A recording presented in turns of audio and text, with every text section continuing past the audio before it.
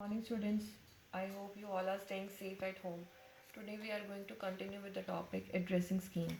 In the last only topic we discussed the different types of addressing. Today we are going to continue with the topic name IP addressing, that is internet protocol addressing. But before discussing this topic IP addressing, we want to discuss how the client computer, that is your browser or any host computer, communicates with the server computer on the net. Basically, web client, that is your browser, uses a socket address to socket connection to communicate with the web server. Web browser uses HTTP protocol, that is Hypertext Transfer Protocol, to communicate with the server to access the resources that is specified by the address bar at the address bar or the URL Uniform Resource Locator bar of the browser. Okay, students, got my point? The web browser uses HTTP protocol to communicate with the web server to access the resources that is specified at the address bar or URL of the client computer, that is your browser. Basically, web server creates a socket communication with the web browser. Then web client accesses server through socket mechanism. Now what is socket? Socket Basically, socket in itself is an address that is used to identify the web server on the internet. Socket in itself is made up of two main things, that is your port number plus the IP address. Port number is the unique address of the process that is going on the web server. An IP address uniquely identifies a particular computer all over the world. That may also be specified in the host part. Now, port number indicates the optional port number of the process to communicate. In itself, it is a unique positive integer assigned to a computer or to a process that is local within a computer. Okay, port number is basically assigned to the process and IP address is uniquely assigned to the computer. These two positive integers form a complete address that is called as socket address. Once the socket established is formed, that is of the server, then server creates a socket mechanism with the client, and then only the communication on both the ends is possible. So this socket address is very important. Now IP address is divided into four parts. This IP address is divided into four parts, each having 8 bits. Four parts. Okay, now we'll discuss first the IP address and then the port number. Now what is IP address? IP address is formed by four parts, each having 8 bits. That is called as an octet. Okay, each IP address is formed by four parts, that is formed of 8 bits, and 8 bit is called as an octet. Okay, now IP. Let me discuss this IP address is basically we can distinguish in two versions, that is IPv4, IP version 4 and IP version 6. Okay, that IPv4 version is again distinguished into two parts, that is public IP and then private IP. Now IP address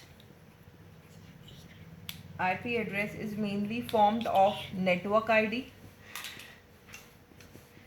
plus host ID.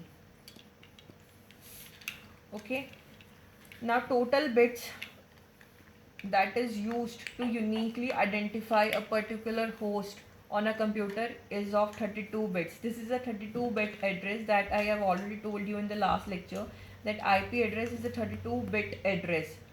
Okay, now there are different classes.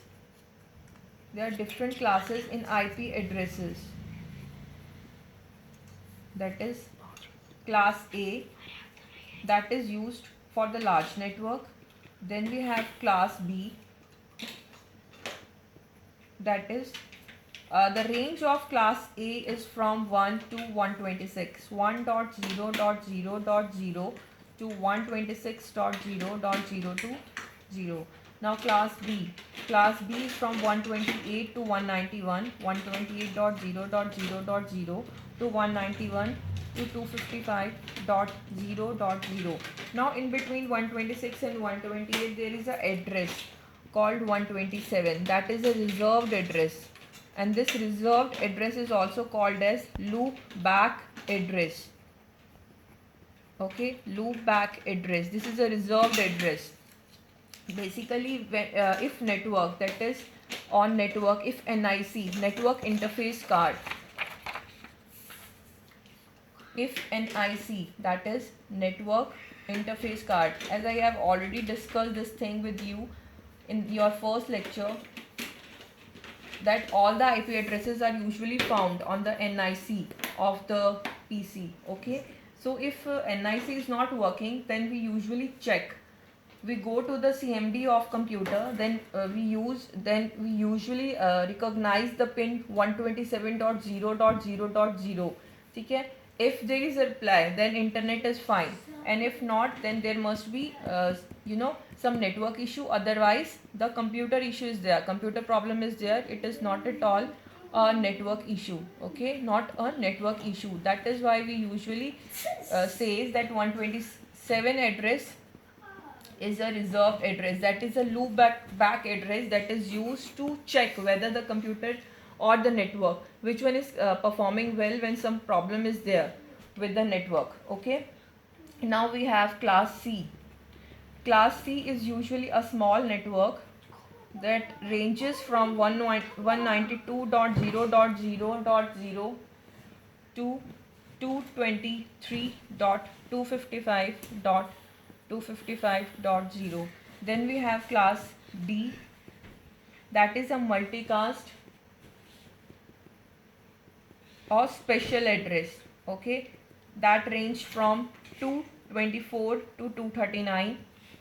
And then we have class E, that is usually used for research purposes. The range of this class E is from 240 to 255. Okay, these usually these two addresses, that class C and class D, are not used by the normal clients or normal users. Generally this is used for special purposes. Okay, generally not used by the clients. So mainly we use class A network, class B network, class C network. Now we are going to continue this topic in the next lecture. I hope this is clear to you all, that what is an IP address and how we difference the how we distinguish these addresses into the 5 main classes. Okay, so all well students, thank you.